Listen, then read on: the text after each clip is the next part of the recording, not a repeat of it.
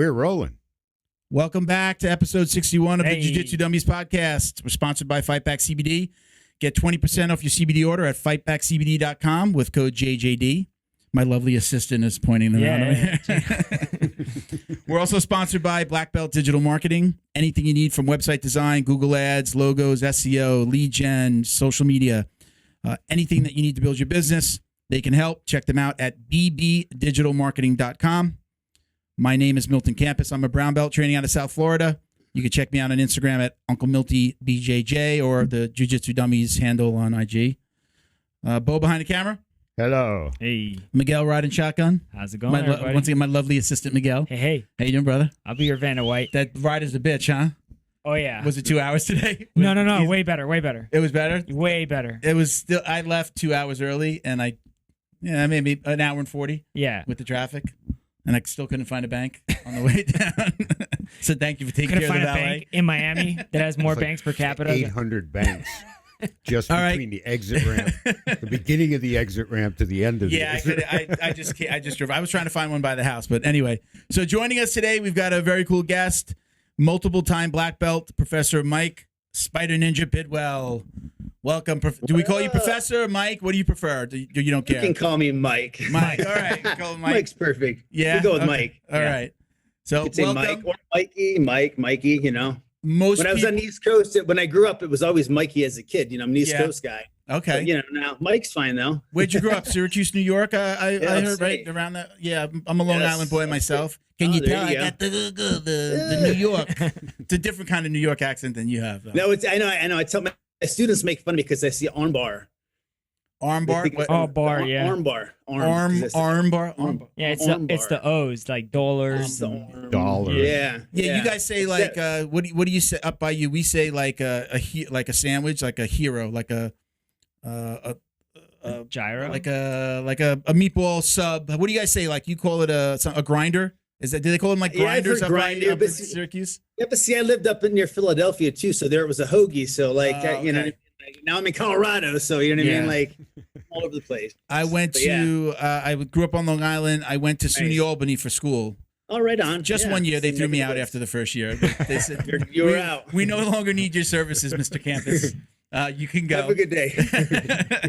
But yeah, when I went up there, you start to realize, people. When you tell somebody you're from New York, what's the first thing they say? Oh, they always say New York City, and you're like, no. And actually, people say Syracuse is upstate, but it's actually central New York, so it's actually further. Like over, right? You're like over by the lakes, way right? up there. Yeah. So, but now I'm in Colorado. But I love Colorado out here. It's awesome, sunny.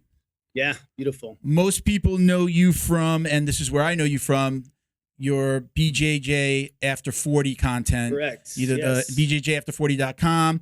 Funny enough, when we communicated, when you reached out, I don't know what I know all your content, I guess, from Facebook. Yeah. I've known you on Facebook, and I was like, I'm not following him on Instagram. How could this happen? How could I not? And I'm like, okay, let me just follow him. Now he's going to be like, this guy has no clue who I am. He's just following me for the first time.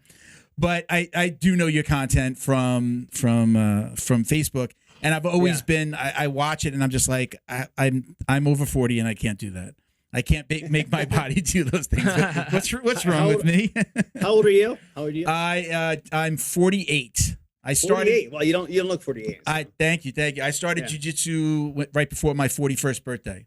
Oh, nice. So I definitely started when I was older. It was like more like just into, I was into the boxing and kind of taught myself a little kickboxing, and then I started in my late 30s starting to go to gyms and play around with it a little bit, and then I found jiu-jitsu. Why did you pick jiu-jitsu? Why jiu-jitsu? What was the draw? I was just I guess really came from being a big fan of the UFC. Yeah. Started to watch in the early 2000s when I moved to Florida, and then it was I did the classic mistake of I'll start jiu-jitsu when I get into a little bit better shape. When you get in shape. And that's always a good plan, right? Yeah, that was a great plan. And I wound up I had a friend of the family, my girlfriend at the time, my wife now. She had a family friend that was opening up a gym, and they put us together. They were like, "Hey, he's opening a gym. You've talked about wanting to do jiu-jitsu. He needs a new website and marketing." And I was like, "Well, I do that." So we wound up trading. I never paid him a dime. I did his website, helped with marketing.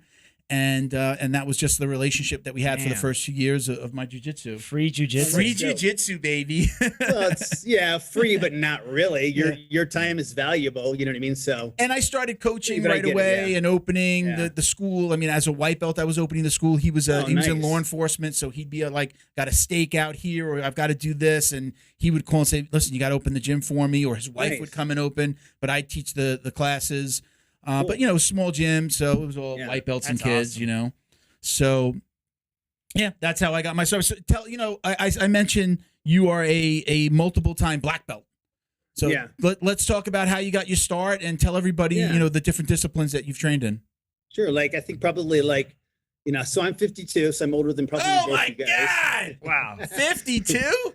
You got 1 foot in the grave, 1 foot on the banana peel. I know. I'm almost on the way out, dude. I'm just kidding. You look great for 52. You don't look a day over 40, to be honest. He's in my range. Yeah. But go ahead. I'm sorry. No. I appreciate that. Thank you. But I, growing up in the 80s, I was an 80s child. So I think like most kids back then, I ended up doing karate, Yeah. And I wanted to do martial arts for a long time. Like, I remember just being like a little kid and watching like every martial arts movie and watching Kung Fu, the TV show. Like every Saturday morning, I had this little black and white TV, and I would set my alarm for like 4 a.m. because it was at some ridiculous time. And I would wake myself up and be in my dark ass room on my little black and white TV. Watching. You know what I mean? I'd always fall asleep. I almost never made it through an episode. But that was kind of like my first real exposure to martial arts was, martial arts movies. And then when I was, my parents couldn't afford it when I was a kid. My parents didn't have a lot of money. My mom and dad had my brother when they were 17, had me when they were 19. So they were kind of young parents.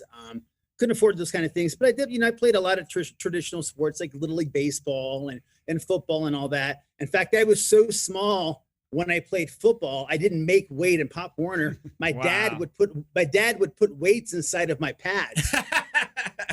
So when I weighed in, just so I could weigh like whatever it was, like 100 pounds or something like ridiculous, right? Like it wasn't even probably that much. You know what I mean? So like I was always that small kid. And then so when I really was able to do martial arts, I was about 12 years old. This woman gave me $100 to mow her lawn for a week. They were going out of town. Took my $100 bill, got on my bike, rode to the first karate school nearby, gave it to the sensei, and signed myself up for karate lessons. And, I'm proud to say, even to this day, I've paid for every martial arts lesson in my life, like every lesson as a kid. Like back then it was like $40 a month, but when you're 12 years old, $40 is like $1 million. Yeah. So I had to paper out, and I would, do extra things to pay for martial arts. And like most kids, I started out with Taekwondo. And that's really all there was back then. There was like, everything was just basically karate. And that's kind of how I got my start, was like traditional martial arts. And I did that for a while and ended up getting a black belt in Taekwondo. And then I kind of I saw the limitations of Taekwondo, even as like a young martial artist. I was like, I could kick really good and all of it seemed kind of cool, but I knew my hands weren't really good. So I started going to a boxing gym and started getting into boxing a little bit. And then I switched over to a martial arts school after I got my Taekwondo black belt that was more geared towards like more kickboxing. It was Kempo karate, but it was really kind of like full contact kickboxing. I did a few amateur fights, ended up getting my black belt in Kempo. And then I started doing ninjutsu and did that for a while too, and got my black belt in ninjutsu because SpiderNinja comes from. Right. But back then, people laugh about it now, but like in the 80s, like ninjutsu was like the thing. Like you were like going to be a ninja. And to me back then, it seemed like the most like combat appropriate martial art, right? Like I wanted to go into law enforcement. I wanted to be a police officer, and I went to school for criminal justice. I got my degree in criminal justice and actually went into the military, into the reserves, and was an MP. Was in the first Gulf War. But, and sort of that was all kind of my path. Like I was always looking for something that was going to be functional, right? Yeah. So I wanted to do something that seemed realistic. And back then, that's really all there was. And after I came out of the military, I continued with ninjutsu and ended up getting my black belt. But then in 1996, 3 years after the UFC, a friend of mine signed us both up for an MMA fight in Virginia. And it wasn't even MMA, then it wasn't even really no holds barred, right? And I don't even think people were even calling it Vale Tudo here. It was just like full contact, martial arts or something, you know what I mean? So I did this fight. I ended up going against a blue belt in Brazilian Jiu-Jitsu. I had no real grappling experience other than like, at the time we were just kind of like watching whatever videos we could find. Like there were a few videos, VHS tapes and stuff like that. And we knew it a little bit. I ended up fighting this guy. It was these weird kind of rules where you could like, I think we could knee and elbow standing up and punch to the body standing up, something crazy like that. And then it was like punches to the body on the ground, but no like punches or elbows to the face, something crazy like that. Wow. We fought for like 15 minutes. At that point, they didn't declare a winner, so they had us fight for 15 more minutes. It was like in a boxing ring. And it was actually like a pretty good event. It was called Fearless Fighting. Like they had a lot of promotional for it. It was pretty big, and there were a lot of people there and stuff. But I ended up losing by a decision. I didn't really know anything. I didn't know any grappling at all. So the next day, the event was sponsored by Mario Yamasaki, right? From the UFC, Mario, right? Oh, yeah. The ref, Yeah. right? Right. He's the ref in the UFC. Yeah, he just did that, Yeah, he always does the hard thing, right? Yeah, that guy, right? And so we went down to his school and started grappling. And that was really kind of the start of it for me. That next day after that fight was like, kind of like the addiction started for me. And I had a school actually at the time. I had a martial arts school. I was living in Delaware at that time.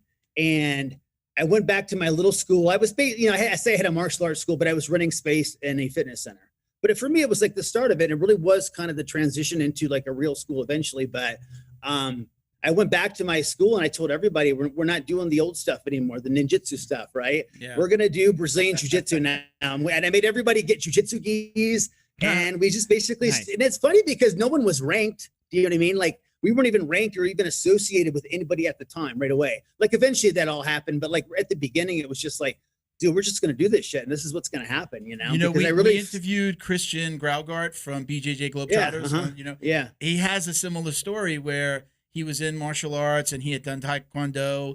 And then they came across the UFC videos and started sharing them. And then they just started training and like somebody would watch the videos and that guy would, show a move that week. And, and then it became, it just kind of rolled forward and became what it became. But he was definitely one of the first in Denmark to be doing jiu-jitsu.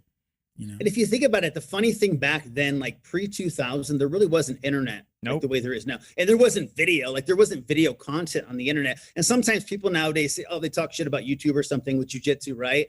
But back then, I guarantee everybody was watching tapes. Everybody. Yeah. I had a really close friend who had like, he had this whole network like on the underground where the underground is like it's an internet forum. It was really popular. It used to be really popular back in the day. Like a martial art underground, like right. Like it's called the underground. I'm not sure if it even still exists, but it was like this forum back in the day where you could post stuff, right? Okay. Yeah. And people would everybody that was in BJJ would post on there. And so they had this whole like trading network of like VHS tapes. So whatever content you could get, I mean, stuff from like weird stuff from Brazil, stuff from Japan, whatever stuff was here in the States. And so we were all like trading VHS tapes back and forth. We would just, but shipping them in the mail and you would get a bunch of box full. I remember I'd just get these boxes full of tapes and we would just be watching this stuff. And, some of it was just really super basic and some of it was kind of insane. But it was basically all there was back then. There just wasn't like, a school nearby. There weren't people nearby. There wasn't like YouTube and Instagram and all that. So a very different mindset. I think everybody has. Did you do karate? Did you do martial arts when you were younger? When I was very young, but in Colombia. Yeah. Yeah. And then I think I'm still not sure what the story is, so I'll just stick with the worst version just in case I'm wrong. I think my mom said I didn't want to do it after I got a bloody nose or something. I don't know. Bo, you too, right? Bo, you said you raised your hand when I said I did karate. Yeah, when I was a kid. I did too. I did like 3 months of karate, Shoin-ryu karate. I remember it. It was right in the middle of my town, and the sensei punched a little kid that we had like a kid that probably now you probably say he had ADD or ADHD, and he punched him in the stomach because he was just getting he was just running around and doing his own thing, and he punched him in the stomach. I was so scared. I got to be like maybe 8 or 9 years old. It scared the shit out of me. And I also did gymnastics, awesome. And I sprained my thumb in our end of the year gymnastics show, and it was my way out. I was actually studying. I think it goes to it was white to yellow, and I was studying for my yellow belt, and it was just like you don't have to do the kata. I'm like, thank God for this thumb because I'm not coming back. That guy hits little kids. Yeah. I was like, dude, that's crazy. No fucking way am I ever stepping back in there, and I never did it again. And then I did like Taekwondo, American Taekwondo when I was 19 again for a few months. Thought I knew it all. Okay, I know how to fight now. And then I moved on. We all thought we knew. Yeah. Yeah, for sure. What were you gonna say? I was gonna say it's like you don't have to do the kata or anything like that. Oh God, yeah. It was. I think it was kind of both of those things. It was like, great, I don't have to perform in front of I did. all of these people. I had to do and that. I don't want to get hit by this old man. That's the part I enjoyed. Actually, was doing the kata because it was just. I think it was too little. I say this all the time. I would probably never have stuck with jiu-jitsu if I started jiu-jitsu when I was a kid.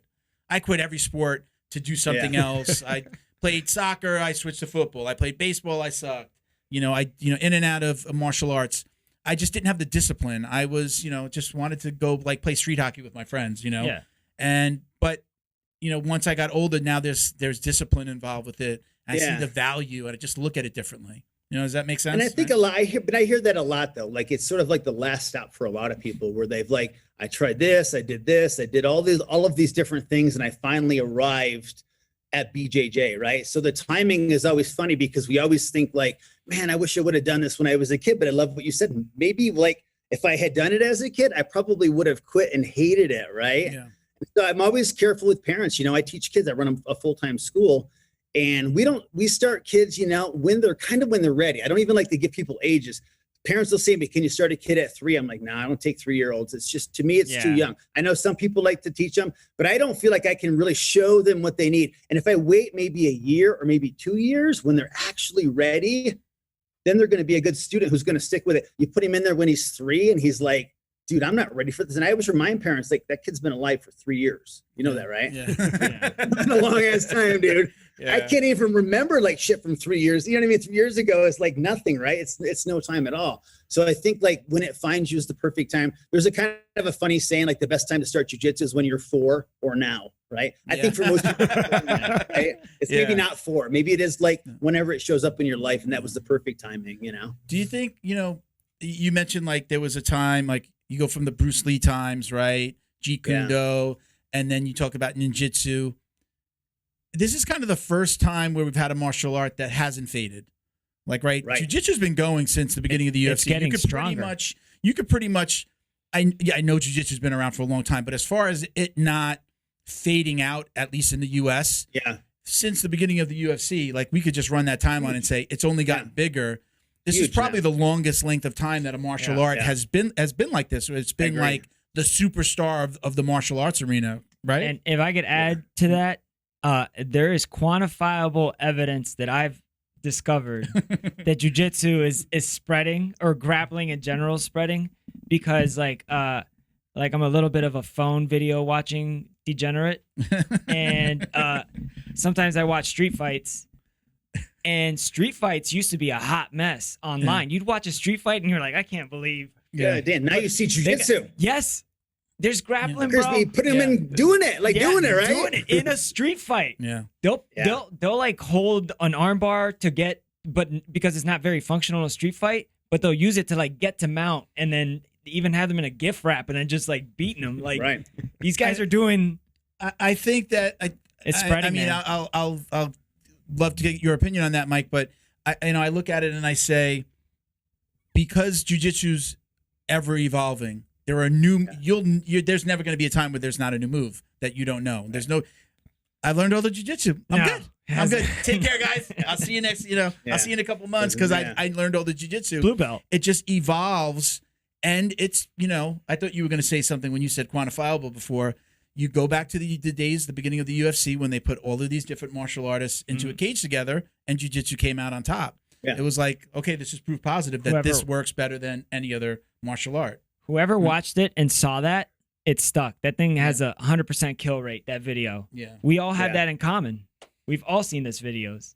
Mike, you said, again, as somebody with multiple belts. I think like what that did for a lot of people, like if you go back to that time period, like 96, when I started, traditional martial artists at that point were either running to it or running from it. And you still have some of that. Like they would be like, I remember people telling me, like people that I respected, and it really made me like not respect them anymore. Like higher ranking black belts and other martial arts that I practiced with them. I remember one guy in particular said, "Oh man, you don't want to play grab ass."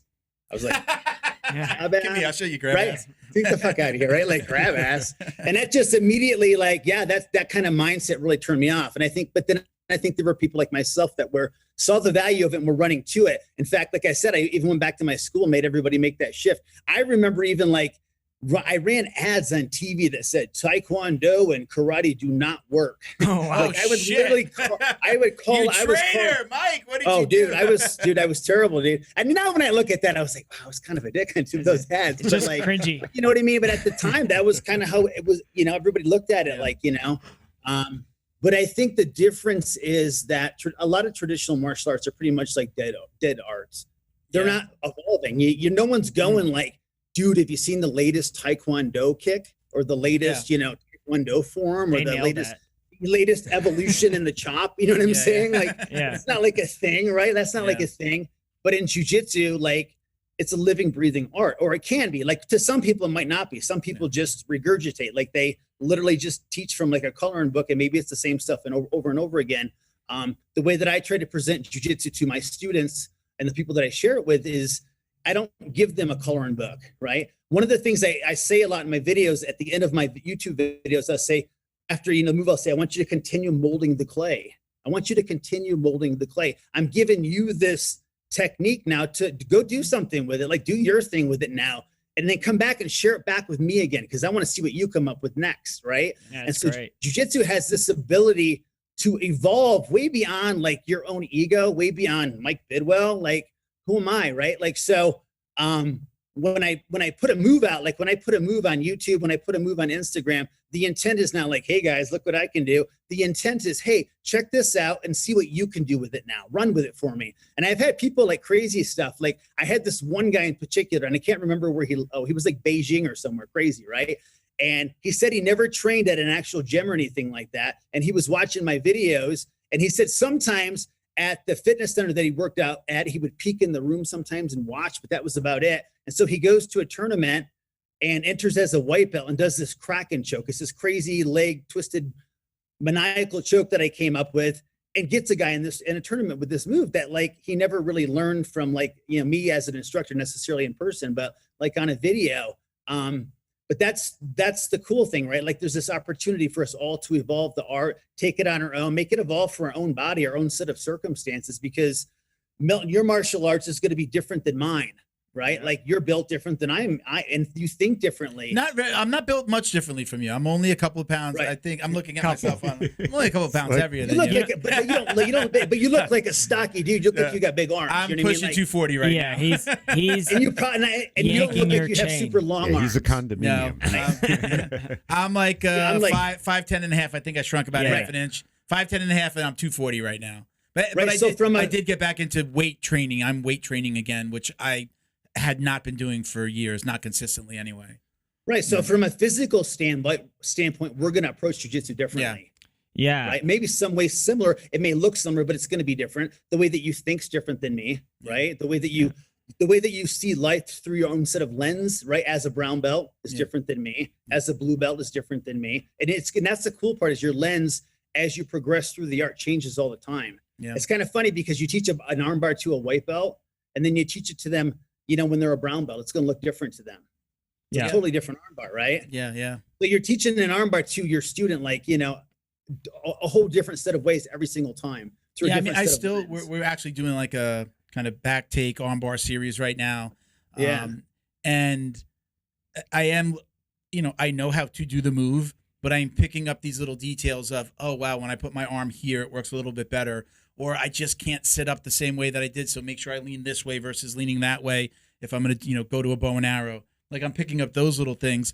There are times that even at brown belt, I say to myself, like, you don't do a move for a long time, you know, okay, look, I'm training maybe 3 days a week, and you don't do, you know, you're not doing the same moves all the time other than when you roll.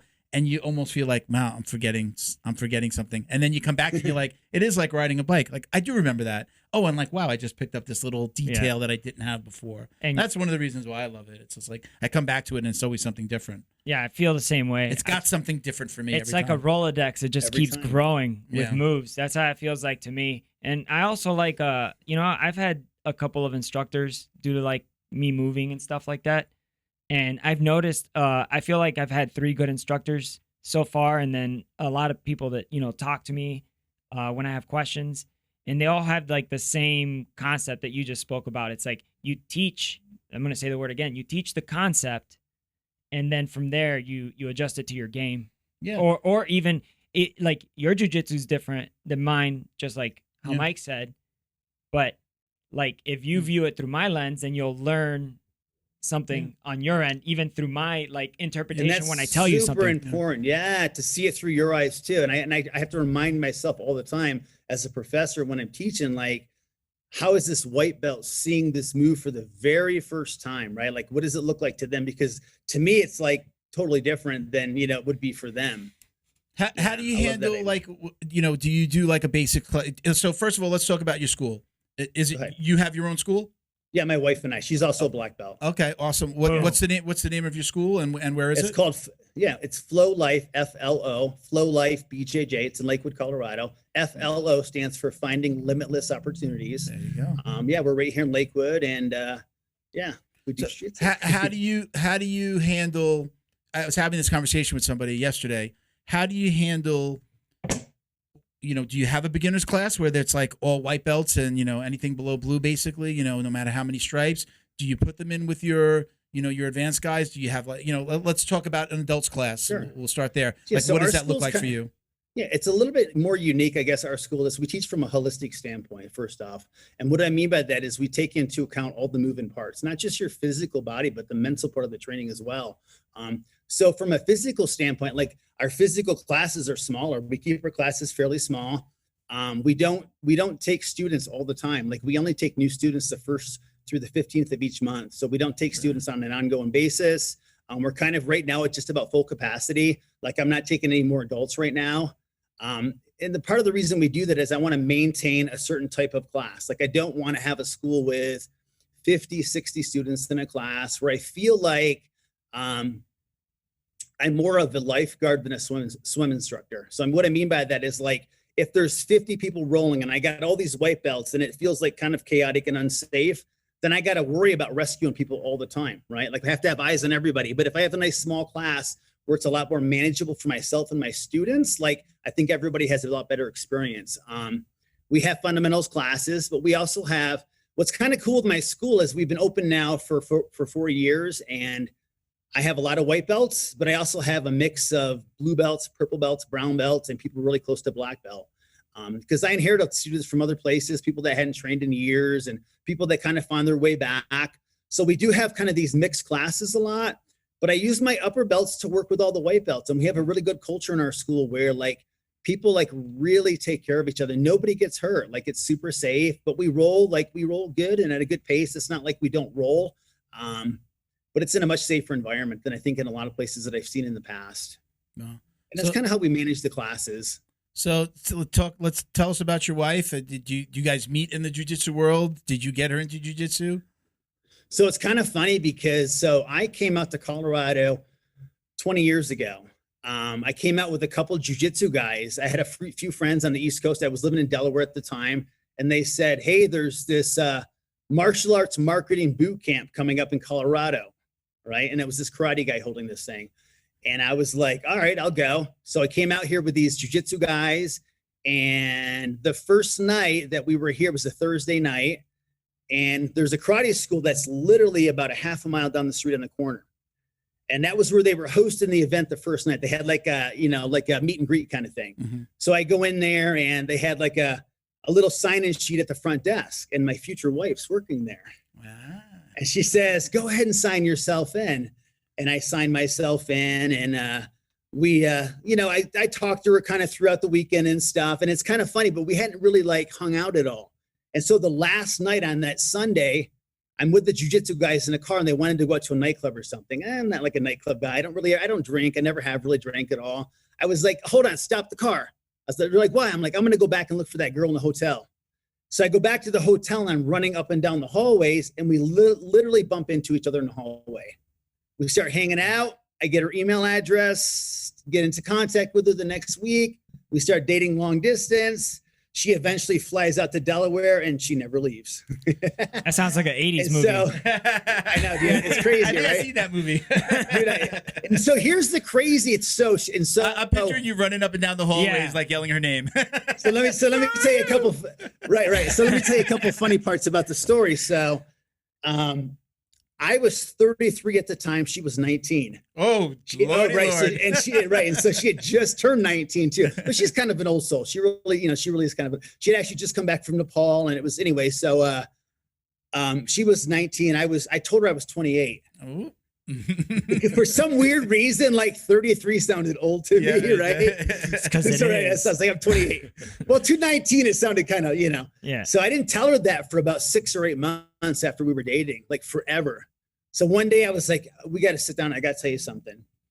She's like, what's up? I'm like, well, I got a couple kids. I've got 2 kids.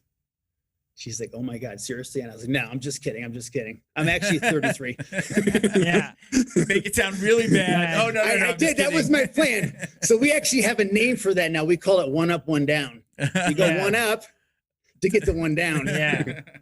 You got to go real bad here, right? And then you're going to be okay down here. That's how we met. If you've been doing that for years, I can only imagine the ones you guys say as a joke for the 1 up before you say the 1 down. Right? Accumulating. Right. So she was doing Taekwondo at the time. She was a brown belt in Taekwondo. And I got her doing jiu-jitsu, and she just got her black belt this last year.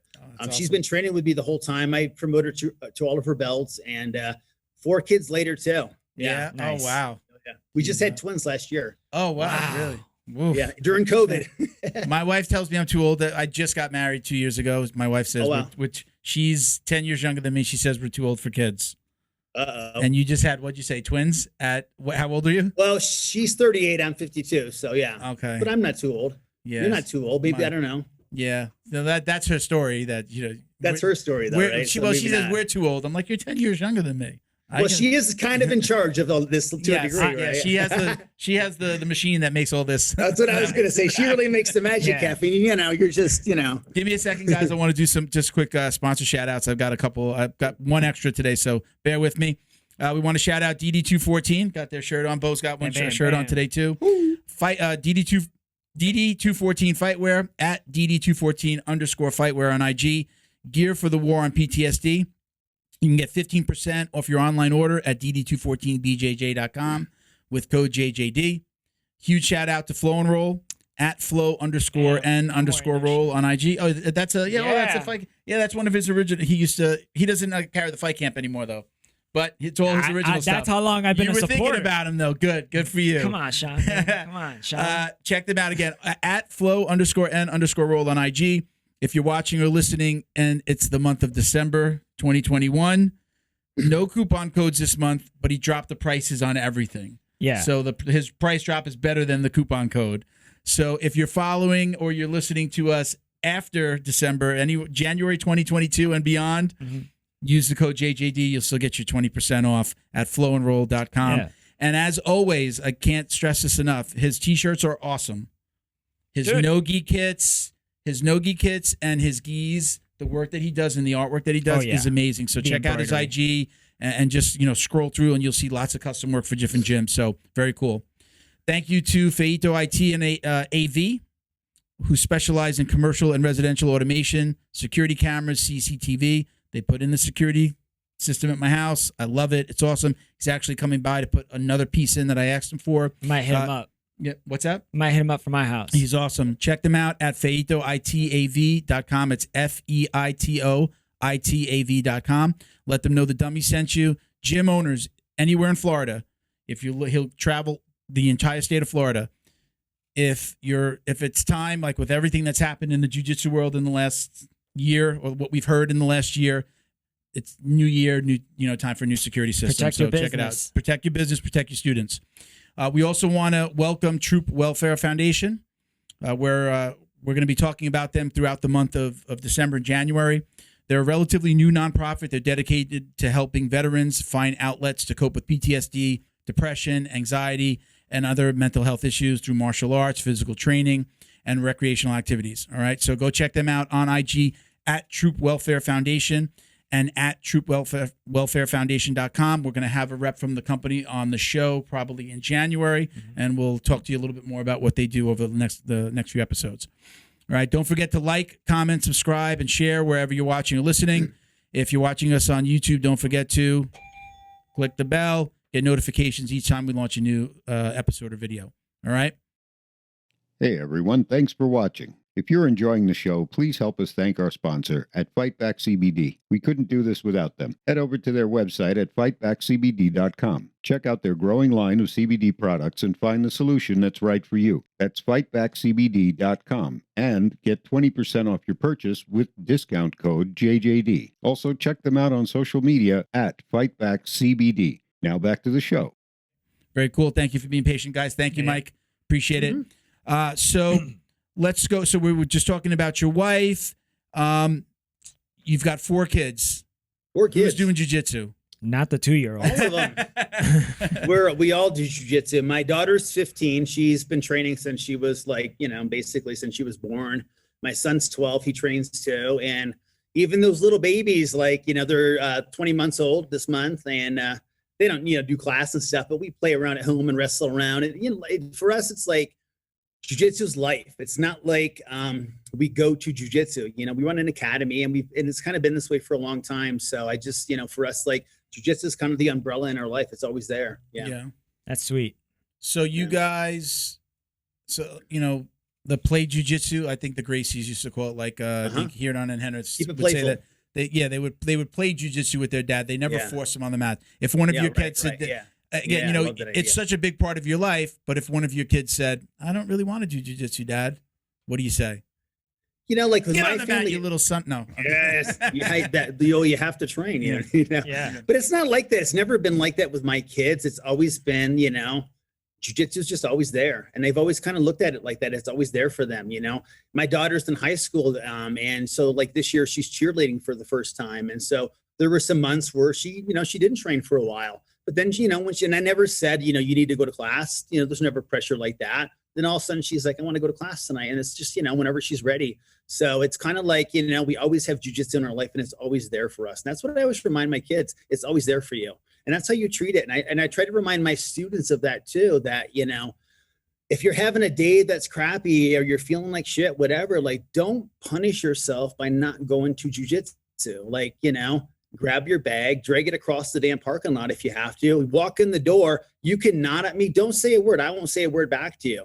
Go get changed and come on out. And you know what? Jiu-jitsu is like a recycling factory. You guys know, it just does that. It's almost kind of annoying sometimes. You're just like, I kind of want to be pissed off. And then you come in and you roll, then you get all that shit out of you. You get that energy out, right? That energy release, right? And if you don't have that, once you train jiu-jitsu and then you don't have that for a while, going through COVID and stuff, or if you've been through injuries or sickness and stuff like that, it sucks when you can't train. And then for other people that don't train, I don't know how other people live and exist. I don't know what their energy outlet could possibly be, because once you experience this stuff, it's like, man, everything else is just not even close, right? This is the drug. It's bland for sure. Yeah. Last night, I had a long day yesterday. I went to train. My wife came home. I'm was just stretching, massage, gun in my arm, getting ready to go to jiu-jitsu. And I wasn't very talkative, and I was just like, hey, babe, how was your day? The normals. Go to jiu-jitsu. I came back. She couldn't get me to shut up. I was just everything from the day, talking about the day. Christmas is coming, parties. You feel better. Family's coming. Our daughter, my stepdaughter, her daughter got accepted to UCF yesterday, NFAU. So she's all excited. So we're just it was just But right before jiu-jitsu, I was the most tired that I'm ever. At the end of the workday, I'm the most tired I could possibly be. I go to jiu-jitsu, and it was just it's like an etch-a-sketch, it's just starting over. Yeah, it's like a break in all of the mental momentum and craziness, right? If you think about it, if you're having a shitty day and you stay at home and you sort of stay in that mindset, and then maybe you go to jiu-jitsu. When you're training jiu-jitsu, you're not thinking about that. You're not thinking about your grocery list. You're not thinking about the bad day. You're not thinking about any of that. You're just engaged in the present moment, fully engaged in the present moment. So you have this break in all of this mental momentum that was going on, and it starts to dwindle down. It puts it back into perspective again, right? And then when you leave, it's I'm not focused on what I was on the way in the door. It's literally like a recycling factory, right? You leave totally different. And you're like, damn, that's crazy, right? And that's why I just encourage people, everybody, if you're having a bad day, go to jiu-jitsu. Don't stay home and feel like shit. Yeah. No one, Side note, UCF, Ricardo Laborio runs some type of on-campus class Right. Jiu-jitsu. That's cool. There's like 50, Awesome. 60 people every time he Wow. So I already told my daughter, I'm like, I'm going to be up every week Yeah, to here come we visit go. you, to go to Take jiu-jitsu advantage of class. that. Go with to the Ricardo class. Laborio. I also have good news. Yesterday, my wife went to her first gi class. Oh, yeah? Yeah, Oh, so we wow. went Yay. together. 3 or 4 the training Yes. sessions so far, right? Yeah, About 3? yeah. She hasn't said she doesn't like it, so that's good. And then the group of girls are really cool, and they're knowledgeable as well. Yeah. And it's like same class, That's same awesome. time. They have a room for the kids to play in because Yeah. we got to bring the kids. And my kids do jujitsu too, by the way, Mike. And Nice. so they're familiar with the space. And the kids' room is a mat too. Oh, yeah. Yeah. So they could be doing jiu-jitsu. So and it's that's just like, dude, yeah, it was just like, Yeah. dude, we were putting our gis on in the bedroom, and I was like, dude, That's so cute. we're putting our gis on together. I was like, yes. Dude, you're like, I did it. I got her to do this. My wife told me this week that she will never do jiu-jitsu. She's like, you're never gonna get me on the mat. Don't. Just get it out of your head. I'll bring my wife over to your house. She just won't. She's into kickboxing. I call it dance fighting to Sounds to to mess me with like her. she's She does those like raw kick. It's a raw kickboxing. I love the place. They're Yeah, nice. I've that's gone awesome. with her. But it's the hitting the bag, the exercising, Yeah. do squats. Like a kind of a mini Yeah, CrossFit yeah. kind of thing. That's You what can she share, loves. You I can share it leave in her other alone. ways. You know what I mean? Yeah. You can share it in other ways with her. You know what Yeah. I mean? Like it doesn't have to be like necessarily doing jujitsu. Every now and then, show her a little move or something. You know what I mean? Like, hey, come here, baby. Let me show you something cool. Yeah. That's all I do. Right? You'd think that would work. No. That's what I've been doing, man. She's a delicate little flower. Just I wrist lock my wife in bed. I say she's a delicate little flower, but she keeps on sending me. There's a video right now. I think it's an old movie. There's a guy sleeping, and the wife comes over and jumps on the bed and punches him in the face while he's sleeping, and then she pretends that she's sleeping. Have you seen that? And then she pretends she's sleeping, and he wakes up like, "What the hell happened?" And she's like, Oh no. "What's going on, honey? What's up?" Yeah. She keeps on sending me that, so I'm getting a little nervous. Yeah, you Hey, should be man. nervous. You should be concerned. Yeah. That's crazy. So let's circle back now to the BJJ After 40 brand. Yeah. How did this come about? When did you start? Give us some So background. like that was kind of like I think I probably set up the first like my Facebook or whatever for that like back in like 2012, but it wasn't like anything at all at first. It was just literally like me putting memes up and like reposting other people's memes. There was no content with me. Was it There a brand? nothing. There's literally nothing with me in it at all. And there was no brand or logo, nothing like that. And kind of what happened was 2014, I got my black belt, and that summer, I think actually July 8th of 2014, I put my first video on YouTube, and it was a ninja roll choke video where I'd wrap my lapel around their neck and roll. And it was a couple students and friends and stuff were like, yeah, you should put a video online. And I was like, I don't know. That's not really me. And I was like, I don't know. People will probably talk shit or whatever. 100%. But I did it, and so I put it up, and some people liked it and stuff. So I put a few more videos up, and then all of a sudden the BJJ After 40 thing started kind of evolving, and I started kind of putting a lot more video content out, and it's kind of growing a lot. We have a Facebook site that has like 134,000 subscribers on there, and then we have our Instagram, and then we also have our YouTube channel. So and it continues. I put content out, and I have instructionals and stuff like that, and I just love sharing jujitsu with the community, and I love hearing other people that are 40 plus starting jujitsu. And now I get people that text me all the time. They're like 50 plus, 60 plus, and even older than that are doing jujitsu, and that's the reward for me, is seeing more and more people getting involved in the art and seeing people my age. I always used to think that when I was in my early 40s, if my mom had been 40 years old and she wanted to start jujitsu, would I feel comfortable with her walking into an academy that I trained at? Wow, that's a good perspective. Hell no. Probably not. No, my mom would get her ass kicked. Yeah. And I remember my mom at like 40 being like, she went to the gym and stuff, and she Yeah. still works out. She's 73 now. But like when she was 40, I remember her being in good shape. And I thought like, man, I don't even think my dad at 40 would have been okay. Like, and he was like an athletic guy, like played sports his whole life. Wouldn't have felt okay with him going into a jiu-jitsu school. I would have definitely thought he would have gotten hurt. So part of like the BJJ After 40 was, how can I create a path for people at 40 that can train in jiu-jitsu in a safe way, and respecting the limits of their age too. Yeah. And Right. honoring Shit, that. my mother, I made my mother, she was a grandmother at 40. I had my Yeah. first kid There you go. just turned 20. Yeah. So yeah, wow. I'm still getting my mom to try and remember the name of the thing that I do. Right? Listen, What did you man, call it? I think my You mom don't still even thinks I do karate. So my mom still thinks I do karate. So Yeah. don't- My mom thinks I do jiu-jitsu. I still don't. I don't even try to correct people anymore. I don't either. I just go with smile. it. You know, our my coach now, his former coach, he just says, like, if somebody calls and says, "Do you do karate there?" Like, yeah, come on in. Yeah. Because they don't know. They're calling. They're is- saying karate, and they're really saying all martial arts. You And know. They're like- just throwing it all together. Yeah. Yeah. So I take that approach now. I'm just like. It's like, oh, you know, the hi-ya thing, and I'm like, yeah, you know, I do a little bit more. I just say I do a little bit more of the ground fighting. You know, that's you know when you ground watch karate. the UFC, that stuff on the Yes. ground. I You know, do that's the what I ground do. And then they karate. go, oh yeah, you know, you say UFC and the ground stuff. When Yeah. they're hugging each other right on the floor. Yep, you that's know? the one they're hugging. Grab ass. My Grab father, my father has my love of all of this came from watching boxing with my dad. I could not get him to watch an MMA fight when I first started to get into it. Yeah. But me, my friends, my dad and his friends, we would get together for all the big boxing matches. We like all the big pay-per-views. That's awesome. We'd go to everybody like hosted Love one, it. like a fight.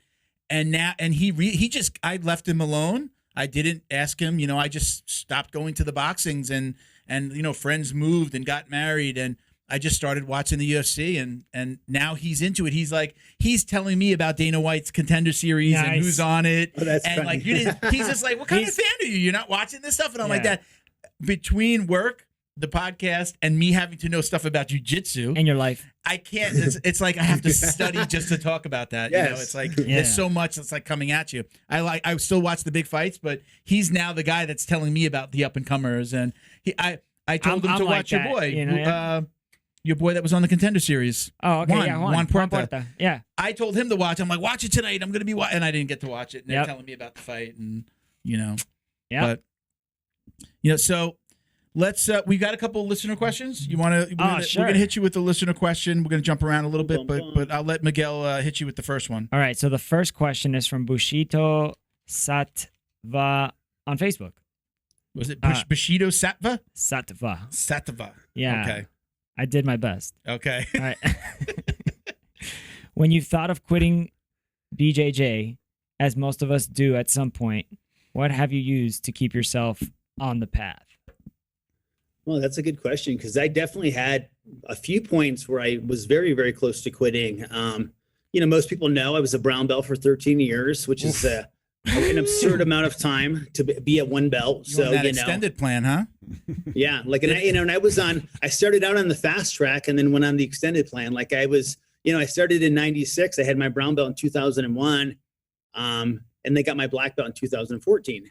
Oh, people always say, what's the story in those 13 years? Yeah, and so like, people always ask, "Were you training?" Yeah, I was training. It was a bunch of things. That I'd relocated a bunch of times and moved. So switching jiu-jitsu instructors, as you guys know, like is very challenging because and as it should be. Like I'm not comfortable with somebody walking into my academy and promoting them right away. Like there needs to be some kind of tenure. There needs to be a relationship that gets built up. So I totally understand that. So I was never opposed to that, but that kind of works against you. So there was the moving, there was relocating, there was, I had a lot of depression too. And so the depression kind of like, was waves of that, sometimes those highs and lows where jujitsu feels really good, then, you want to quit, and then really high and then really low. Yeah. Yeah. And so for me, yeah, there was a lot of moments of wanting to quit. I think what really the things that really shifted for me was, at the time I wanted to quit when I was like 42, my daughter was training at the time and my wife. So there was sort of this mental pressure that man, what kind of example would I be setting for my kids if I quit? I really needed to decide at some point, am I going to chase that black belt and get that black belt, or am I really going to quit? Because after 13 years, at about year 11, you're kind of like, fuck, man, I don't know that I'm ever going to be a black belt. Yeah. And so you're just, and you almost, I got to the point too, where I kind of had accepted that. I'd make jokes about it. People meet you and they're like, oh, you're a brown belt. How long have you been a brown belt? Oh, I've been a brown belt for 10 years. I'm going to be a brown belt forever. I don't need a black belt, stuff like that. So that's sort of, go ahead. Oh, would your game change? Because you were a brown belt for so long that I'm sure you went through so many different progressions because who cares about a belt? Time is time, especially time on the mat. So when you would be okay and accepting that you didn't care about your fate? You just like loved the sport and you were like happy your game then versus like on your lows when you said, like, would your game change? I feel like you know, what's funny now, like I just talked about this on a video recently. I feel like, you know, I've been a black belt for, so 2014 to 2021. So, or yeah, 7 Almost years. 22, Yeah, whatever. I can't even remember what year it is. Like, are we 22, 21? But Almost 7 years now as a black belt, right? I've progressed way more in the last 7 years as a black belt than I ever did in that 13 years as a brown belt. I say by tenfold, a millionfold, just because I feel like I understand the art at a much deeper level now as a black belt. My game's evolved so much more. When I think of specific techniques now, there's just so much more to it than there was, you know, a few years ago even. Do you think that there's a little part of this? Because I'm feeling this now. I mean, definitely not to the level that you'd probably feel it, but I feel that as a brown belt now, new brown belt, just got it, a certain level of responsibility to be better. Yeah, of course. You know, the expectation is different. I've always loved to teach. Besides doing jiu-jitsu, one of the other things that I love to do is teaching people jiu-jitsu. And I don't mean like coaching, but grabbing that white belt, that new white belt, and showing them close guard and sharing it. But, you know, I feel like for me now, I have to pay attention a little bit more. I'm doing more on my own. I'm going back to like when I was a white belt, watching more videos and educating myself and feeding my mind. Man, back in the game. Becoming a better teacher. So that's quitting my job helped. Quitting my full-time job and opening my own business again helped. But I feel like that's a big reason why I'm like, now, you know, people are going to look at me differently. I may not be able to beat the young kids and like the purple belt Alexes anymore, who's a beast now.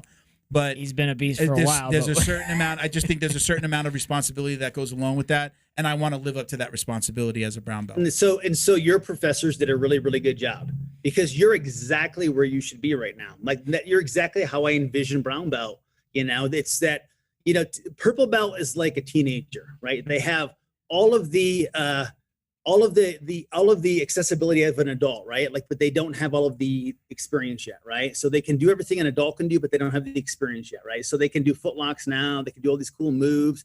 So purple belts are kind of wild and crazy. Like they're your teenagers, right? Like they're kind of nuts. And that's where they need to be. That's where they start to develop the sense of me. And that's important as a teenager. You think of your teenager. I think of my daughter right now. She's really developing that sense of who she's going to be as an adult, right? Mm-hmm. And that's what a purple belt is. I'm developing who I'm going to be as an adult, which is where you are right now. Okay. You're an adult now. You're a brown belt. You're a senior student. You're feeling that right now for the first time. Like, yeah, man, like I have to act like a brown belt. Like people are kind of looking up to me now. And I want to, and that's you actually preparing yourself for black belt. And black belt to me is passing the art on, like the complete art. So like my goal for my students and I've only promoted my wife. It's my only black belt I've ever promoted yet. But my plan though is with my students, I want to give them the complete art. So if they were going to pass that art, I'm not like necessarily their version of it, right? Like their version of it, but the complete art too, in terms of like, can they pass this on to the next generation, right? So that's awesome that you're feeling that right now, because that's kind of where you're supposed to be. Cool. There you go. There you go. Shit. He said that. He's a black belt. I'm a blue belt. And you're a brand new brown belt. That's awesome. Congratulations, dude. That's sick. Thank you, man. Yeah. Hey, Bo, I'm a blue belt, bro. On the last one, you promoted me. I just got promoted last podcast. What's for that? fake? I said Miguel purple belt. Oh, did it? Yeah. Oh. I was like, yeah. On the call out. I didn't even notice that. I usually pick up on that stuff. That's my job to review that stuff. I guess I'm opening a school now. Thanks means a lot. Just want to say. All right. Next question. Okay. So, and this is, we actually got a bunch of good questions from two different people. So how have you managed to reconcile a flow lifestyle of compassion and care for others with the realities of doing potential harm to others if you would have to use your BJJ in a conflict or in a self-defense situation? Yeah, that's a good question. So like, I think when you first start jiu-jitsu, a lot of people are really focused on self-defense, and they should be. I think that's, you always hear that the first 2 years of jiu-jitsu is trying to beat the person on the streets, and the rest of your life, you're trying to beat someone who really understands the art.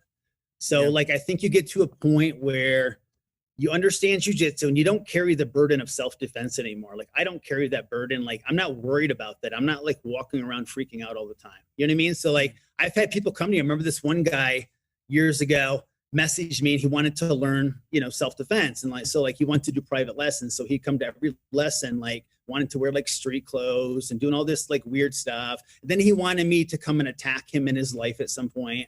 Like literally he wanted, no, I'm not kidding. Like he wanted me, right? Dude, he wanted me to come and attack him. Surprise. Like he wanted me to like pick a month or a week and like literally like go like stalk him and try to attack him. I like right? that. I like that guy. Right? I That's like some that weird guy. stuff. That sounds like something Miguel I didn't even know that Orbo was might an ask me option. to do. I would sign So up you're for like, that. yeah, so you could be that guy, right? You might want to be, but Yeah, but that sounds guy, like fun. that guy carries a burden, right? That guy carries a pretty big burden around. Like he's literally living his life like in constant like agitation and fear, right?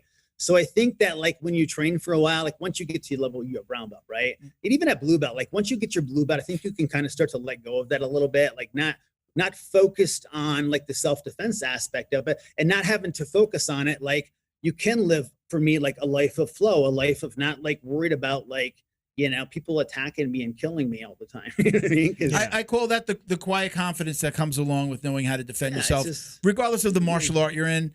I definitely think, knowing how to use your hands and Yeah. jiu-jitsu is a good combination. So like Muay Thai Totally, or right. kickboxing and jiu-jitsu. But there comes a point where, look, when I even into my 30s, me and my friends would go out, cause a little trouble, want to get into scuffles, we were assholes.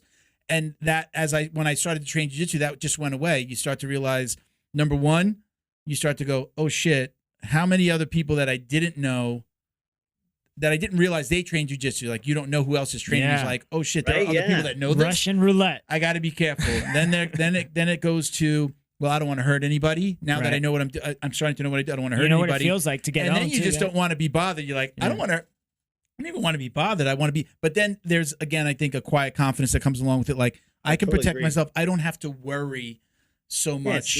Yeah. Because I right. know how to protect myself. And look, I can't stop a bullet, but I know how to defend myself and I feel comfortable in any situation. But, not like, I think the guy that you're talking about, there's got to be a point that I don't know if he still trains with you or continue to train. No. Yeah. It's a long time ago. That Yeah. would go, that would go away if he started to train and he'd realize, okay, I'm being silly about this. Yeah. There's this Yeah. whole other side, these doors that open up for you. And then you're really very learning different. about the Yeah. art and the lifestyle. I had a recent one and I didn't know until you said something how to like articulate it. And like my new goal, like I know I'm kind of strong, right? Like towards some people, like yeah. and but to others, like my strength. What do you mean that No, when you're rolling?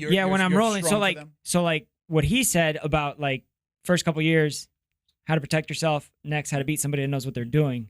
I feel like I'm starting to get that in the sense of like I know that I'm stronger than a higher belt that's really good technically, but I could goon them if I really wanted to. I know I could, but you don't. I don't, because if I get them or I like do something that person wasn't expecting, I know when they go, oh shit, or like, hell yeah, way to go.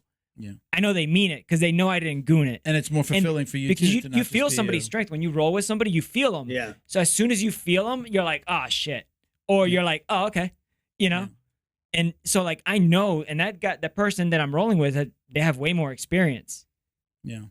So I know they know that when I did it for real, I didn't goon it, like it worked. I caught him. So that guy, Mike, that guy didn't train with you for long?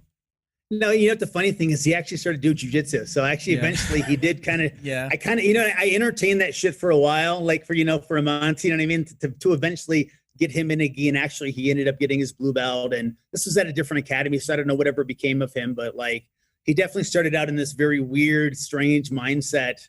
And, and there's people out there like that, you know what I mean? It's so, yeah. A lot of ways to grow up. Yeah, there are. Jiu-jitsu. You want to hit that next question? Do I do the same Yeah, the topic? same guy. Okay. The how do. I just want to shout out to this guy because his grammar, his or her grammar. I corrected a few little things there. Okay, Not much. Very well phrased. How do you stay supportive of your partner's BJJ's journey, especially when they don't seem to care as much about it as you do? Maybe in the beginning stages for some of their journey. Oh, that's a good one because, my wife and I, we've trained together all the way through.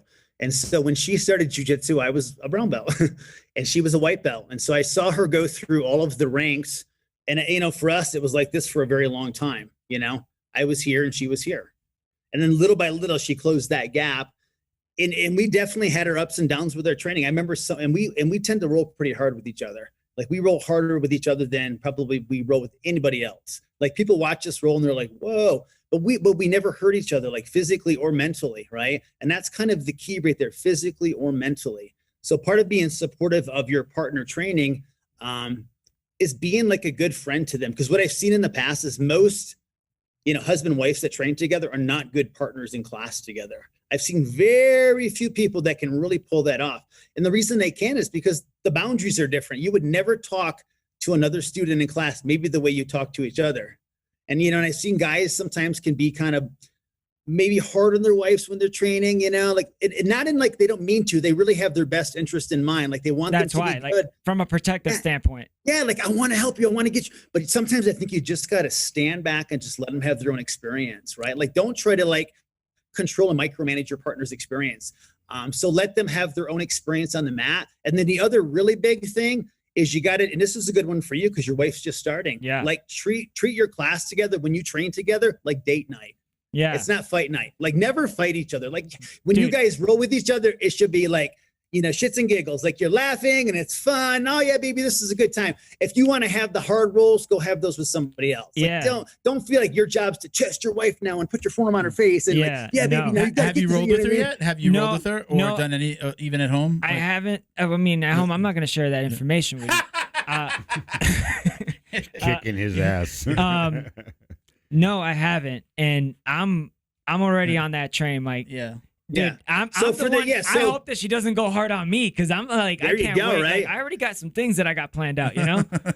So listen, my wife and I, like we had, you know, forever, like I had to manage the roles to a degree, right? Like I was always trying to like, you know, just like, and this is how you roll with anybody who's less experienced than you. You make For it sure. challenging, make it challenging, but not impossible. Yes. Right. So I would always try to manage those roles, but then it got to a point where I couldn't do that anymore. That all of a sudden my wife was like kind of hard to roll with. And then it got to a point a couple of years ago. I remember the first time it like really hit me. So she likes to do a lot of lapel chokes, right? So we're rolling and she gets a lapel around my neck and I'm just kind of like not fully respecting it, but like a little bit. And I went to kind of arrogantly roll in some other direction. And I rolled right into the choke, like deeper. Boom, I pass out, right? Like bad. Like I went out cold. And I'm laying there for a minute. And it's kind of funny because I pop up and she's like, "Are you okay?" And I was like, "Yeah, that was so weird. I fell asleep when we were rolling." and it's kind of funny because the school we were in, they had a security camera. So we watched the video later and you start pulling out the lapel. She's like, "You didn't fall asleep. I put you out." And I was like, no, baby. I literally fell asleep. Like I remember we were rolling and like, I don't know, I got kind of sleepy and I dozed off, I think. And when you say it, when I say it now, it sounds insane, right? Like, well, that's crazy. But that's how it felt. Like, have you guys ever been put asleep or anything like that? I have not. No. Not yet. I've come close. I've seen the room get smaller. You know. Well, yeah, this room got real small real quick. Yeah. So I went like completely out. You know what I mean? Like it was bad to the point where like I had a headache for like 2 days. Wow. But yeah, so that was I guess, yeah. So it eventually evened itself out. You ever have a point? I know we had a couple on that talked about sometimes when their husband-wife team. Erin Harp, she competes. Incredible cardio. And Luis Mata, they're married. They own Apollo. Yeah, it's Apollo. It's up in like past Jupiter, way up. I feel bad that Gracie Apollo Beach in North Florida. And they talked about sometimes when they're mad at each other at the house, rolling with each other in the gym kind of helps work it out. Not like getting it's not even just about like getting out the anger. It's just like, all right, let's roll. And then you kind of, like you said, you go from here to here. You start to forget. You start to push it down and go, it's not really that big. Oh, we've definitely had that. We've even had like the rolling in anger, like where we were kind of at each other and we're like, just don't say anything, just start rolling. And, you know, and it definitely kind of works that out. Not like, but we weren't rolling like being mean with our anger with the roll. Like maybe we were going to the roll like angry at each other, you know, or a disagreement or something. But then the rolling sort of like, you know, like we talked about earlier, it has that way of just taking the ass and getting it back down to here again. And it just does, you know. Then do you have a makeup roll?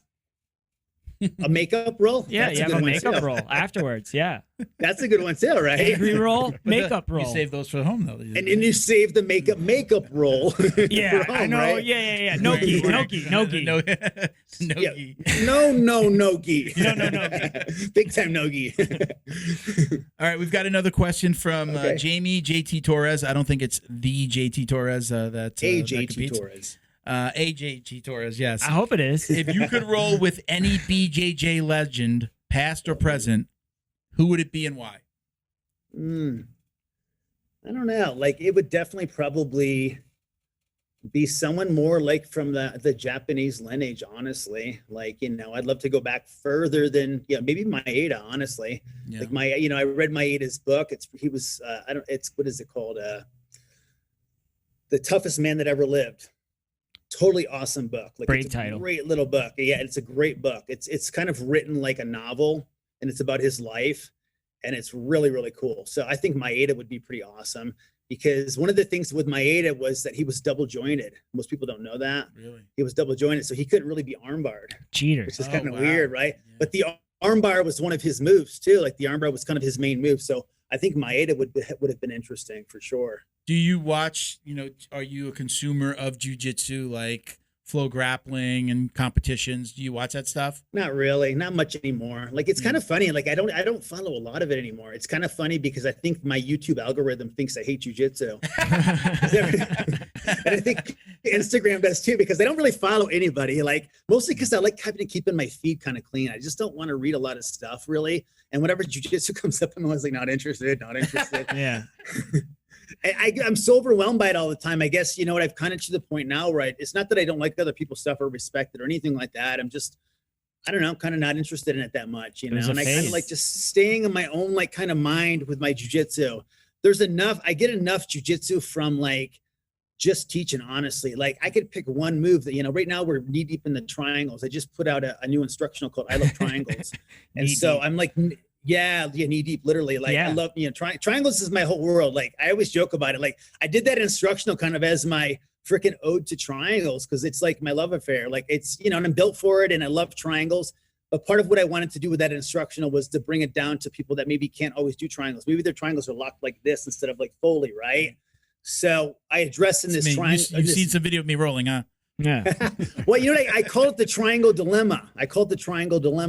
And the dilemma with the triangle is that when you go to teach it in a class, you're going to have some people with short legs. You're going to have some people with long legs that fit really nicely, and some people that it's really hard for them. So how do you teach a triangle to them?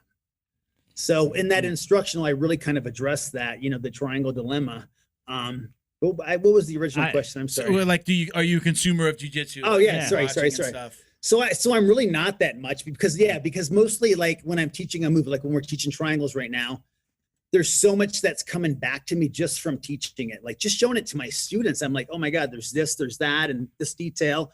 And then sometimes when I'm teaching a move, I'll say, hold on a sec. Let me just grapple with somebody right now and try this move for a little bit.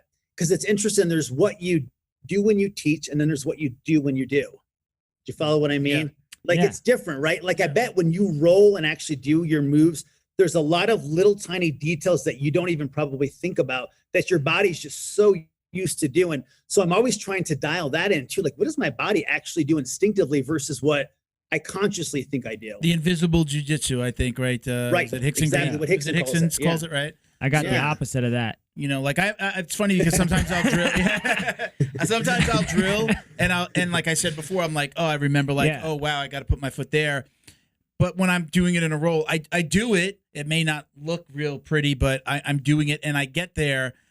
But I'm not thinking so much about, okay, where did I put my foot, and where's my hand's supposed to be, and my elbow needs to be closer There's to so my much knee, subtleties, right? Yeah, I still Yeah, get it's all about there, subtleties. But I mean the drill, drilling's important. But I realize that about myself. It's like I'm still gonna get there, but I don't put a lot of thought into the motion. I guess Right. It's like I love the lockdown, and I just wind up all of a sudden somebody's attacking me and I'm in a lockdown. Like I don't know all the intricacies of how I get there, and if I had to explain it to somebody, I'd really have to see like a video of myself doing it. But I get there, and everybody hates me for getting to that. It lockdown. doesn't feel good. Right. I felt it. Yeah. It's not good. It's not. It's no bueno. We had Robert Drysdale on recently, and he said, Yeah. talking about like consuming jiu-jitsu outside of doing jiu-jitsu, he's just like, it's like if you went to an accountant and asked him to look like these numbers, or you ask an attorney a legal question on a weekend while he's out at dinner, like you're so immersed in jiu-jitsu. Yeah. You're putting out content, you're training, you're going to school, you love it, you've got it. It's everything that your family, you said, right? It's like you have to have a time too to kind of turn it off a little bit. Yeah. And my wife and I, we try to be conscious of that. So our big thing is no talking about our academy after 10 p.m. Oh, really? So we shut that off because that's business. Like that's our day-to-day life. But jiu-jitsu we'll continue talking about. And I love talking about it with my wife. It's so dope to have like a fellow black belt at home to share jiu-jitsu with and talk about it with, and talk about our experiences and like truly share that with. I feel like so honored to have that, So and you're going to have this someday, Miguel. Screw you both. I'm leaving. You're just happening, dude. No, but it's dope to have that. I just want to say I'm on the opposite side of the fence right now. True fanboy. Don't stop sending me posts. If you see a sick choke, ship it. I love it. I definitely. I went on like a flow grappling tear for months, and now I'm just back to like, I listen to a podcast that you were on, like driving down or like in the background while I'm working, like that. I'm more like I'm the consuming. My jiu-jitsu consumption now is a little bit more about the guests, because we went from we were doing 2 podcasts a month. We went to doing 3 or 4. We're trying to do 1 a week. Yeah. Nice. So I can't just sit there and watch the latest move or instructional. I'm like studying for the next guest. Yeah. But I might watch your instructionals, or I'll listen to a podcast that you were on. Yeah. I want to get to know you so that when we do sit down, like, okay, I feel like I know you a little bit, and it's not so like, hey, stranger, how are you? And so I know, so I'm doing my research more. So and I'm fine with that as long as I'm surrounded by jiu-jitsu. I don't care. Podcast. Yeah, but as long as I'm surrounded by jiu-jitsu, I'm happy. Yeah, whether I'm it's an doing it or umbrella in talking your life, about it. right? Yeah, man. Umbrella's good. I named the Black Belt Digital Marketing is my company. If anybody didn't know, we have them as a title sponsor. I mean, I name the logo has the jiu-jitsu belt in it, and black belt. I aspire to be that. I'm a brown belt in jiu-jitsu. I'm a black belt at marketing, is what I like to say. But, I give that to you. Even my world outside of jiu-jitsu, some way, shape, or form ties back into this.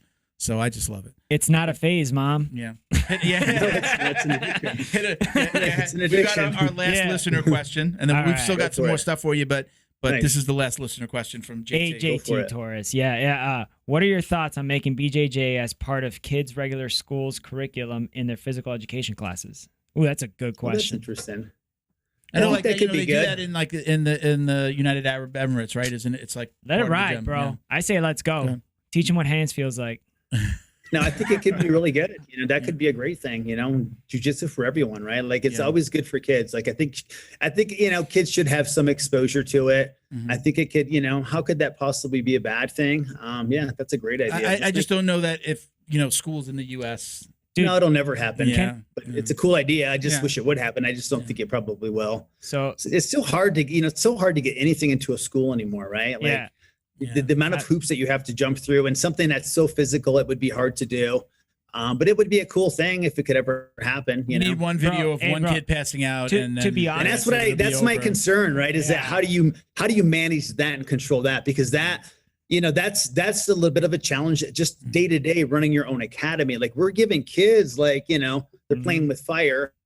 And so our job has to be like, how can we teach them to respect that too? Hey, stop Right. Like my own children at home, right? My daughter and my son have been able to use the stove and prepare food since they were like very young, like 5 years old, 6 years old. I'm not even kidding.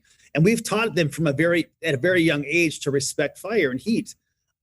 When I was a kid, no one really taught me that. I was the naughty kid in the car, like playing with matches and fucking around with the cigarette adapter and shit and burning shit. Real talk.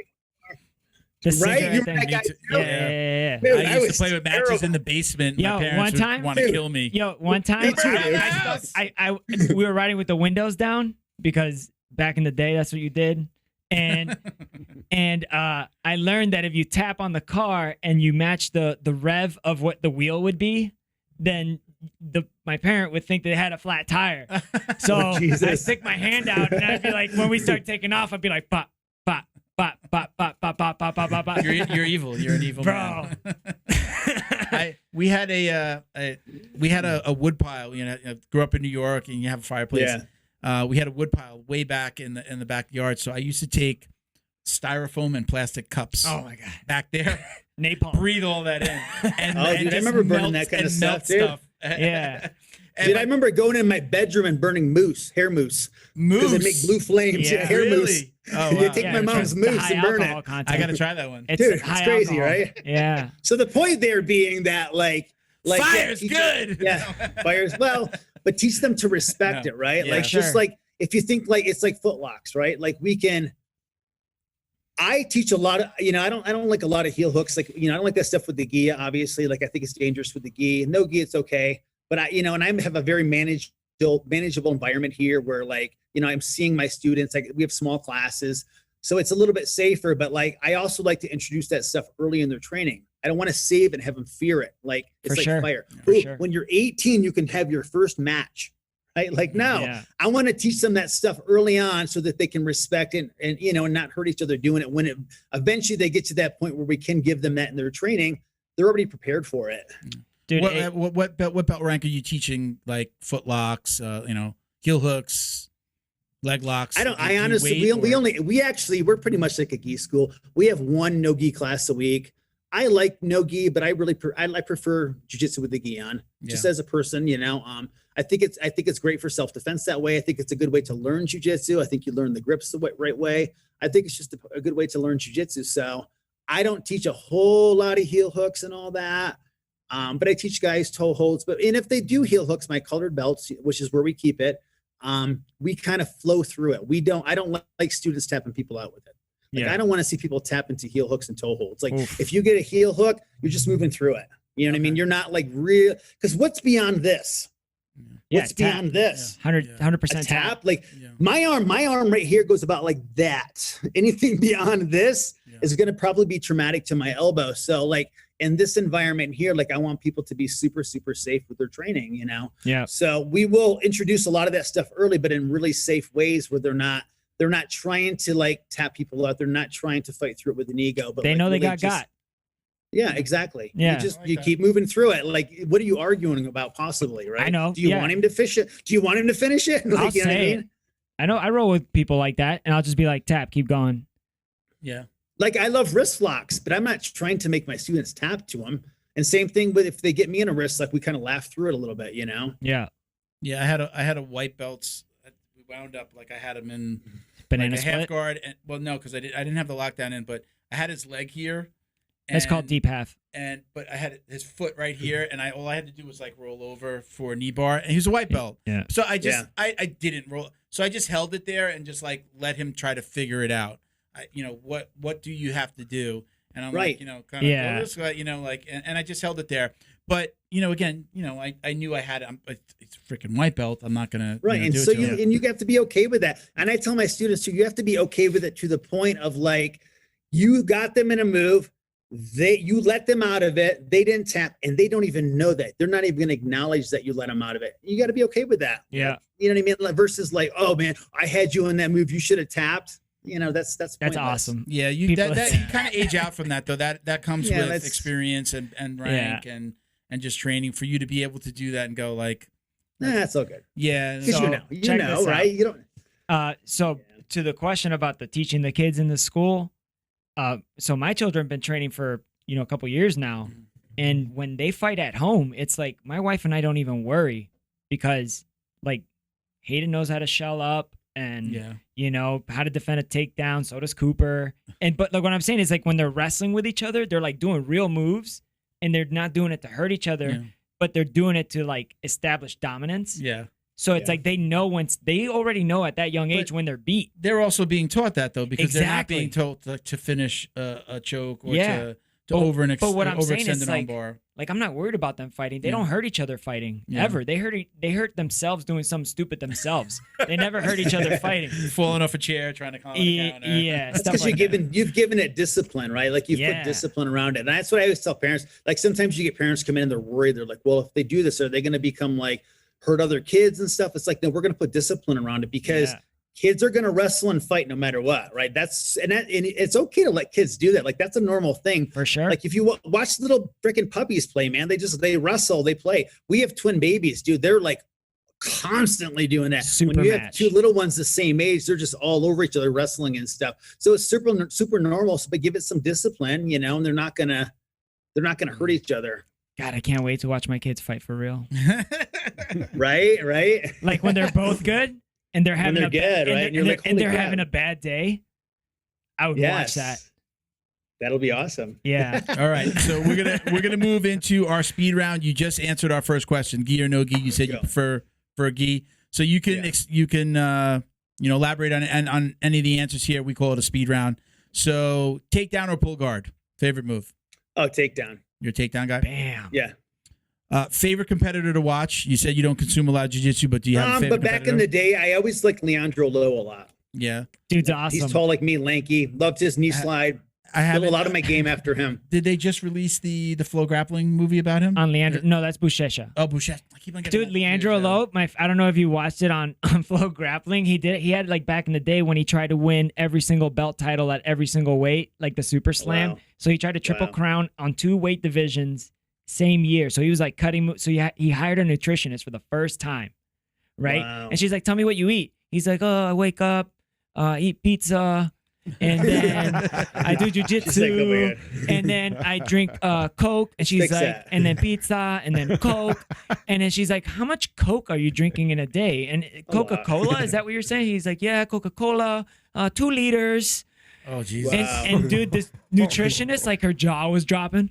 He's like, making like a why? comeback. No, but bro, right now though, I'm saying What he's gonna I'm make a saying comeback, is right? that motherfucker was so good, and all he was he doing could eat like shit. pizza. and was do that. eating shit. And then he got a nutritionist, and he became unbeatable, bro. Yeah. Unbeatable. Yeah, that's funny. He got his Wow. food right. Dude was Yeah. mushing people. All right, next question. On What pizza. is your ultimate goal as it relates to your jiu-jitsu journey? To continue the rest of my life to die in the mats. That's a good one. Damn. Die on the mat. Yeah. Hope it happens. I hope my wife kills me. I hope my wife eventually starts to train and chokes me out. I pass out and I never come She's gonna back. punch you in the head while you're sleeping. What's the craziest? Don't punch me in the head. What's the craziest thing that's ever happened to you in the gym or on the mats? Competition man. mats. Competition mats? Any mat. Any mat. Ooh, being at a Naga tournament back in like 1998, and this whole like riot started where Matt Serra was going to fight this other guy, and they both stripped down to their shorts and they start throwing punches at each other. And then Kip Kohler, Kip Kohler from Naga, Kip, the I bald know. guy. I've heard the name Kip. Right. So Yeah, Kip's the I know guy that this. runs all of Naga, right? Anyway, so he gets between them trying to break it up. And then the police come and it's this huge riot, people throwing chairs and stuff. That was pretty crazy. And I got a picture. I've got this picture. I got to put it online of like them like in each other's faces getting ready to punch each other. I like That how was they pretty crazy. undressed before. Like they literally got, and it's kind of funny because they were both all the way down to like Speedos. It's like, were you wearing Speedos? I don't understand. They were ready for this. I was gonna say This is going to it sounds happen, like they might right? have set this up. One of them was wearing a cup for the armbar. Ah. Right? Yeah, Don't come to a Speedo fight with boxer shorts. Yeah. Right. Oh, hold on. Wait, I'll tell you one more real quick. I remember a Grappler's Quest tournament. A guy one time in a super fight. I don't know who these two guys were, but it was a big super fight. Guy gets a guy in the triangle. Then all of a sudden, the guy with the triangle choke starts screaming. The guy bit him on the inside of his leg.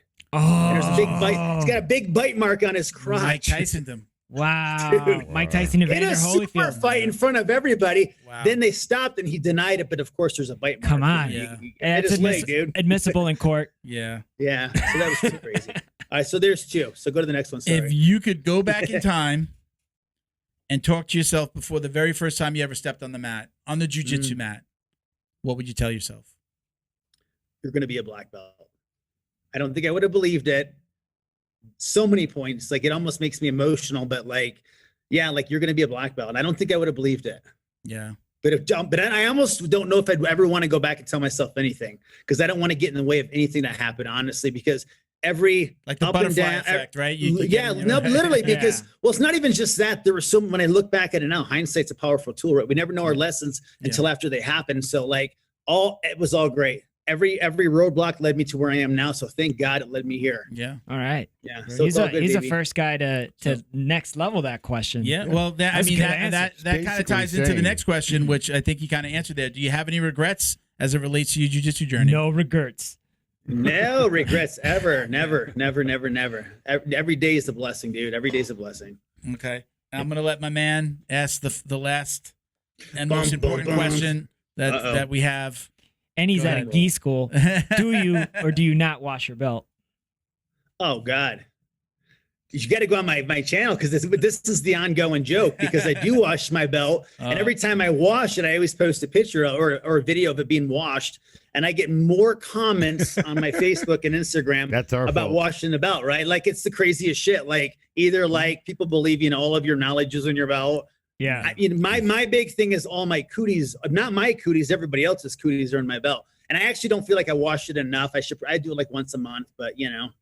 Did we do that? It's a belt. So, you know what I mean? Is that our fault? It's a belt. What's that? Is the whole belt thing our fault? No. It's been around It's long. probably Okay. been an ongoing thing. We So- just kind of took it and ran when me and it's Junior kind of gross. would argue about it. I think it's been around. No, I'm saying like. How do you guys feel? What do you guys feel about it? Yeah. Oh, hey, I wash my belt all the time because I don't Good for care. you. It's a belt. So I've always washed it. Nice. When I got my brown belt, I just started washing my brown belt, so that was probably the longest I ever went with not washing it, was like a month. The best argument that I've heard for the best argument that I've heard for somebody telling people not to wash their belt from a coach's perspective was Wagner Rocha, where he said, so you could keep track. It's like the old school thinking was not just that it washes away the knowledge. I think that's kind of a little bit of the joke, but that you're fooling people into how much you've trained, right? You want it to fade because of the training and the sweat and the time on the mat, not go and put it in the wash. Right. I can't say that's a good argument. I respect it from a coach's perspective. I appreciate that, but I also can see where but then what are you really focusing on now? Yeah. Right. Because then the belt is now becoming this thing of like, well, if it looks older, then he must be better at jiu-jitsu, or you know what I mean? Like, is that really, Yeah, don't belt me, man. My argument, but I get it. My counter to that is, we were a pretty decent school, probably one of the bigger schools in the area. My coach knows the time that I put in. He knows when I'm there. He knows when I'm not. He knows when he's like, hey, where were you last week? And your teammates know too. Your teammates know. Your friends know. Yeah, like, you can't really. Who cares if your belt looks old or not? You can't really fool the system. My perspective, we got an awesome sponsor that has great discounts, except this month, and I just buy a new belt. I've already bought. There you go. I've bought like 2 belts already. I've never washed it to like it. Oh my God, it's falling. That's because you don't wash like how I wash. I know mine doesn't even fall apart, dude. I have a Kataro belt. Like I've had it for. It's one that Origin sent me, and it's like that thing is like steel, dude. Origin. And to be honest with you, I almost never wear my belt. That's what's so funny about it. Like it just comes off, or you just don't even put it on? I don't put it on, dude. I like to do a lot of lapel stuff. So when I'm training with the gi on, I'd prefer to have my belt off. So I have my tools here. And if you watch most of my videos, I almost never wear a gi top unless I need the gi top in the video. And the reason I do that is from a viewer's perspective, the move looks cleaner. Like when I'm in a rash guard, you can see things better. Yeah. But my gi's all kind of flopping all over the damn place. It's very hard to see sometimes. So especially if I it's just the usually same wear material. a rash guard when I make videos, And I wear a rash guard most of the time when I'm teaching. I hardly ever put the gi on unless I'm physically going to use the gi.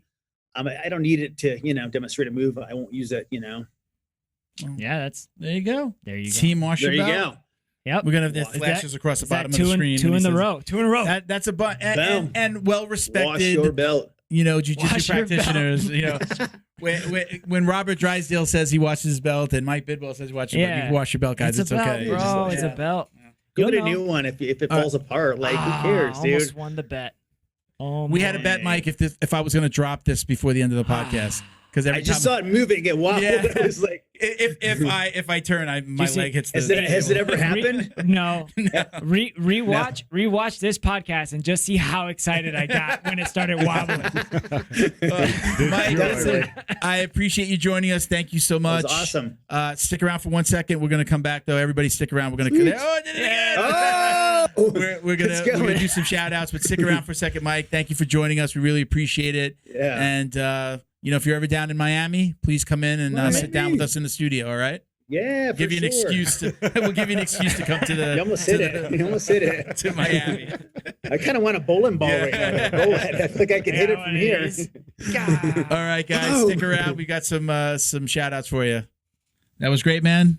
Mike, awesome dude, right? Yeah.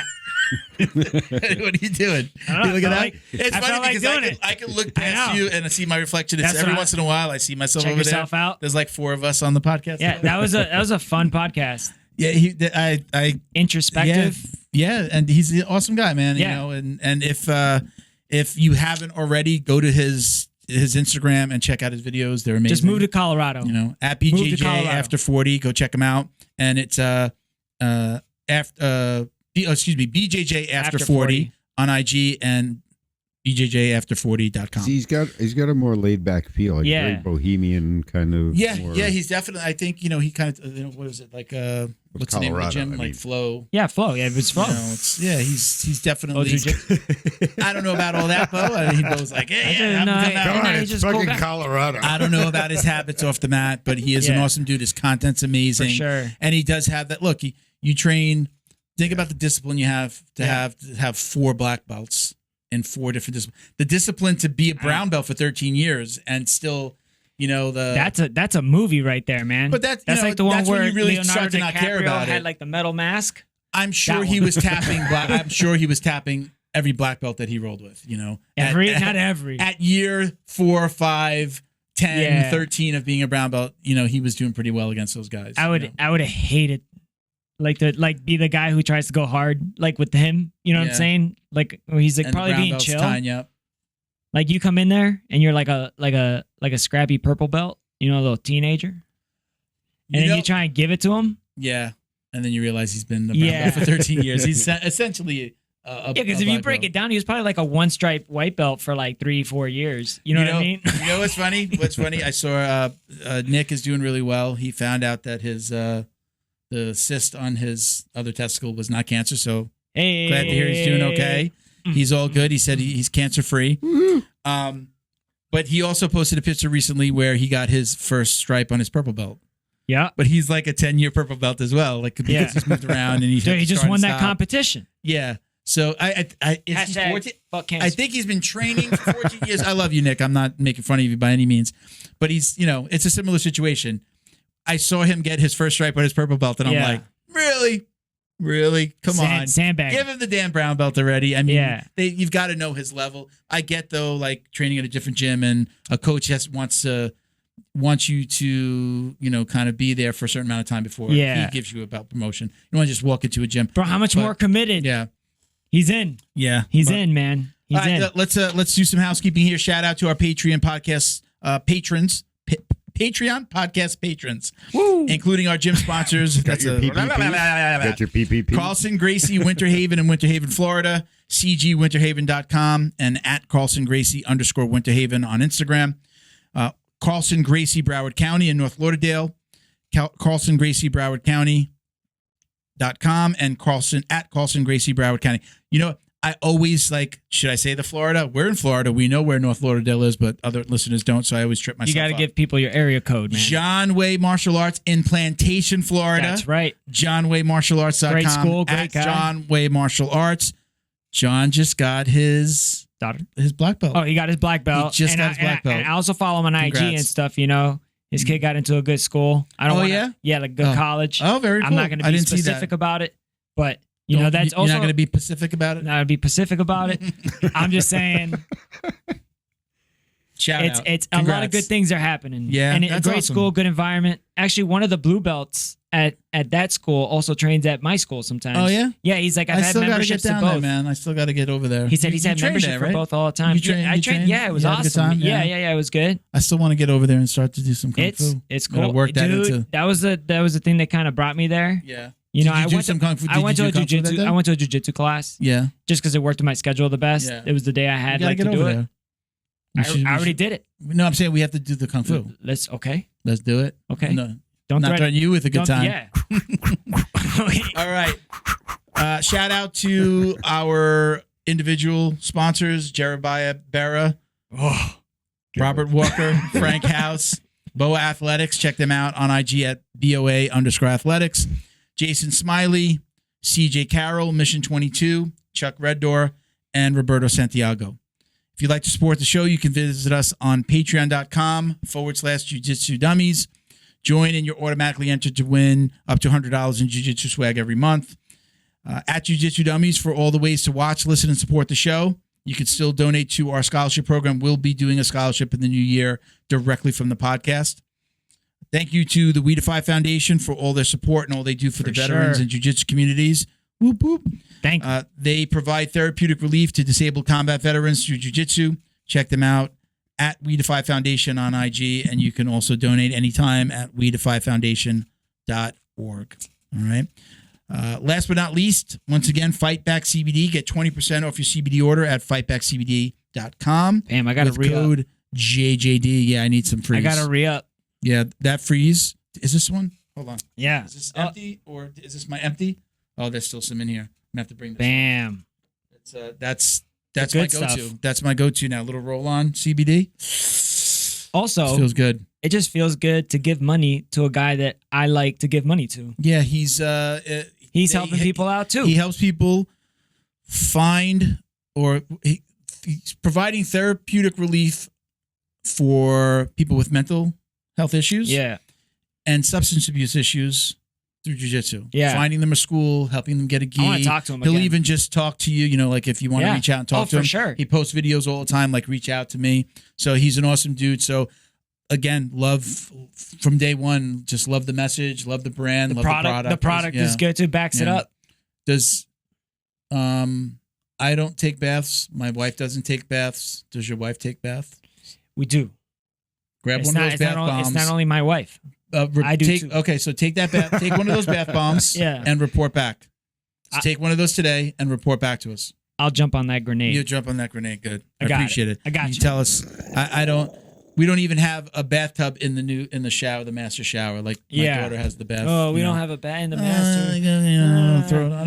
Will it work if I throw it in the shower? When the aliens invade, bro, they're gonna go like, "Why so many bathrooms?" It'd be like 3 bedrooms, 4.5 bath. On So that what was note, going on The here? studio with 8 bathrooms.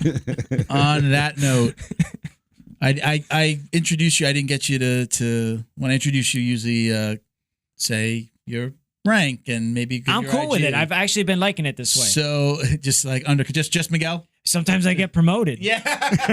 So what was that? He on your call out? Yeah, my on the call last out, episode? it was like purple belt.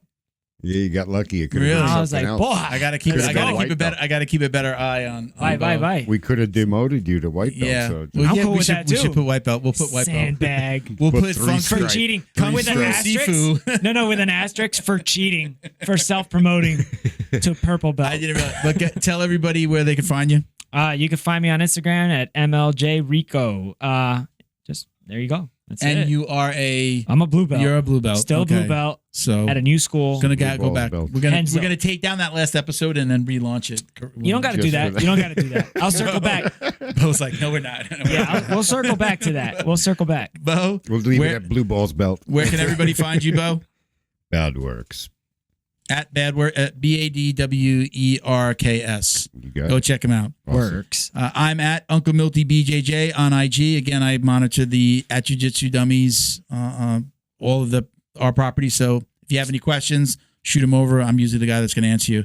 Anything else? Yeah, I think We're I'm gonna make like one of those like a non-private account because my account's private. So I was just thinking about it right now. It's kind of hard if Yeah. you did want to reach out to me or send me like a question or something like that. So I'm gonna make You one. can't be followed, and when you post stuff, Yeah. you can't share it I unless you kinda- take a screenshot. I like my my Instagram, I do family stuff on there because I got family that lives overseas and stuff. Yeah. And that's where we all share. You So need to I think, separate. I think so. Just in case. Do what you I'm not going to do a BJJ. Everybody does that. Time to do your frat account. I don't think I'm good enough to do that. If you did that like underscore. if you did Emma J. Rico JJD, nobody would get that. Yeah. Like that people wouldn't No, just get do it. the Like they would be BJJ. like, oh, he didn't. He put the D. At the end. I might do JJD DJJ Or just do instead of BBW. BJJ. I'm taking it 2 more letters up. People are gonna be really confused. Wait, what did you say? Are you stuttering? when you give Yeah, that? no DJJ. Do a BWB. That would be cool if you started one. I wonder that if we it's could change taken. just stuff. What'd you say? Be careful. I know. I just. Look, it it's has live. a yes. You're gonna All right. air it next week. Yes. What's the handle you're gonna go after? I'm gonna go after. What is it? JJD? JJD DJJ underscore DJJ. Wait, JJD DJJ. DJJ. What's the DJJ? It's like BJJ, but 2 more letters up. Just because I don't think I'm.